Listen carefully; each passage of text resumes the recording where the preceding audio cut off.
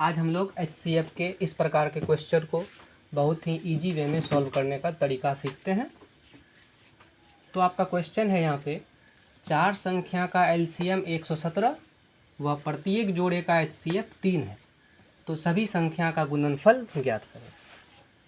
तो इस प्रकार के सवाल को सॉल्व करने के लिए सबसे पहले हमको चार संख्या मानना पड़ेगा। तो आप लोग भी चार संख्या को मान लीजिए। तो आपका पहला संख्या मान लेते हैं A, दूसरा B, तीसरा C और चौथा D। चार संख्या मानने के बाद आपको देखना है कि HCF कितना है। तो यहाँ पे आपके क्वेश्चन में दिया हुआ है प्रत्येक जोड़े का HCF कितना है, 3 है। पहले इसका टर्म हम लोग समझते हैं कि जोड़ा क्या होता है। देखिए, जोड़े का अर्थ है AB, BC और CD। इसका भी 3, इसका भी 3 और इसका भी 3। दरअसल ये क्वेश्चन को डिफ़िकल्ट बनाने के लिए क्वेश्चन की भाषा को दिया हुआ है, और इसका सिंपल तरीका ये है कि सबका HCF कितना है, 3।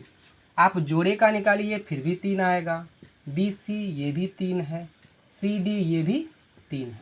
इसका अर्थ हुआ कि सबका HCF हमारा कितना है, 3 है। तो अगर सबका HCF 3 है तो सबसे पहले हम लोगों का एक्चुअल संख्या क्या हो जाएगा, देखिए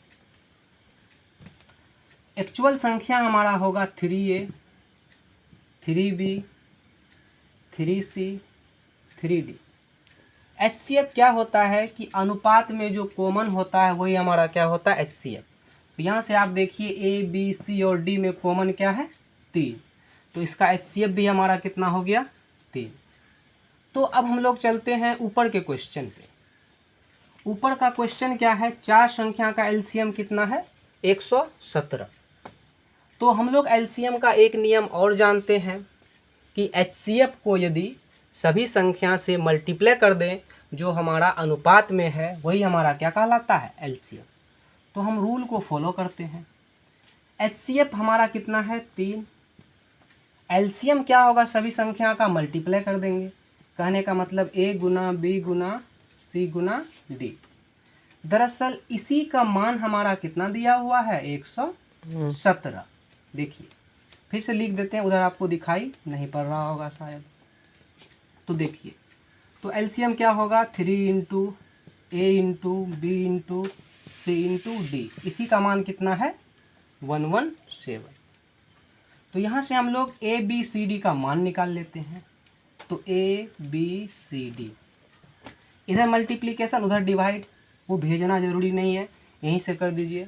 3 3 जा 9, 3 9 जा 27।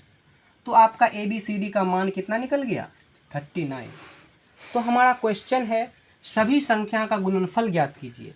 कहने का मतलब आप आंसर तक पहुंच चुके हैं, लेकिन आपका आंसर ये नहीं होगा।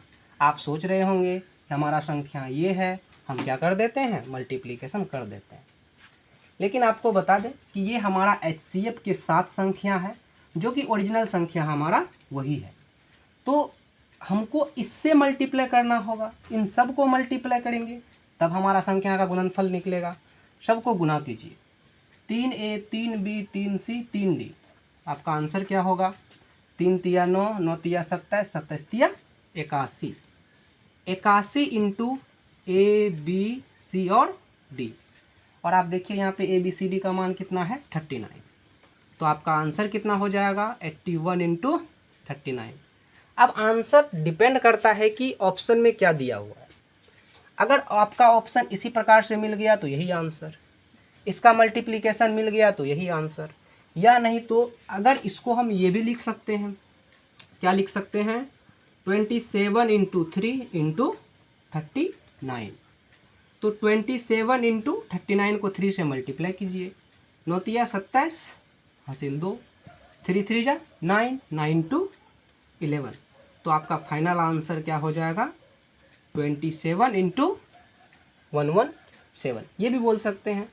तो आप तीनों में से आपका डिपेंड करता है कि आंसर में ऑप्शन क्या दिया हुआ। तो फाइनली आपका ऑप्शन यहाँ है, उसके बाद आप लोग ऑप्शन पे विचार कर लीजिए। धन्यवाद।